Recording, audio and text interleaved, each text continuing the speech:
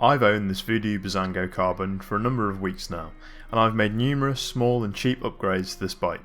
In this video, I'm going to review some of those upgrades, so it may be useful to those of you who have bought bikes such as or similar to this one.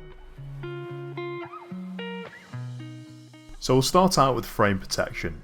This bike's carbon fibre and appears to have relatively brittle paintwork, so I'd say some level of frame protection is absolutely critical on a bike such as this. On my first ride with this bike, it was very clear that the majority of impacts that the frame would take were going to be on the down tube and also on the lower side of these protruding parts of the chainstay. Normally on other bikes where I've just been wanting to protect the paintwork, I've just put helitape here.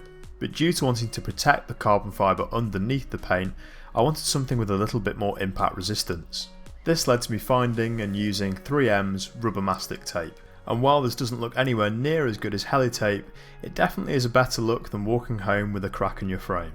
Although I must stress that these areas should really be inspected regularly, just in case some impacts have gone through the rubber mastic tape and actually damaged the frame. The next thing that really needed sorting on this bike was the cable noise.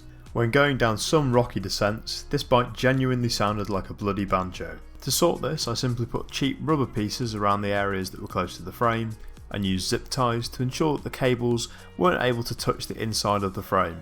This is a very simple way to improve the riding experience whilst on the Bizango Carbon. This next relatively recent change to my bike follows an incident that I had last week. This is where I went off a fairly small jump and ended up busting my back tyre. Unfortunately, my spare inner tube was at home and the cement from my repair kit had completely turned to dust. With nobody available to come and pick me up, I had to do the very long 7-mile walk of shame back home. Knowing that my wheels are already tubeless ready, this embarrassment pushed me into making the switch. For this conversion, I splashed out on some very nice anodised muck-off valves. I also paired this with their easy sealant pouches to avoid mess. And while these two products were very good, I had a real problem getting any rim tape to seal to the rim. And admittedly, while this could be user error, I was using proven techniques and also using good quality rim tape.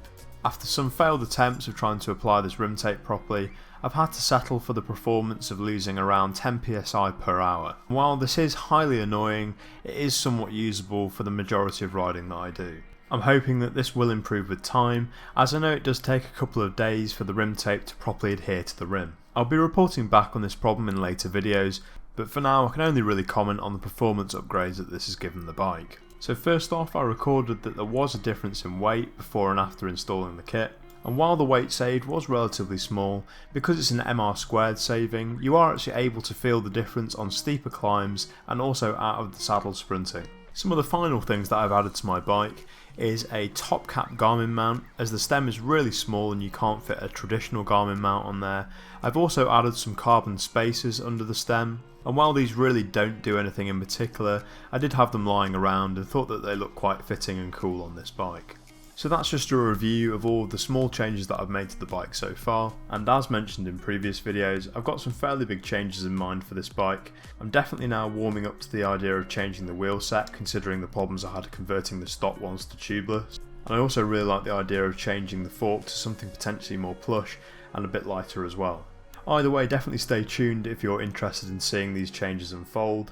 And in the meantime, I'd really appreciate some feedback from you guys, as this is one of my first videos here on YouTube. Any comments or criticisms that you can give of this video would be highly useful to me. But apart from that, I'd just like to say thank you for watching this video, and ride safe.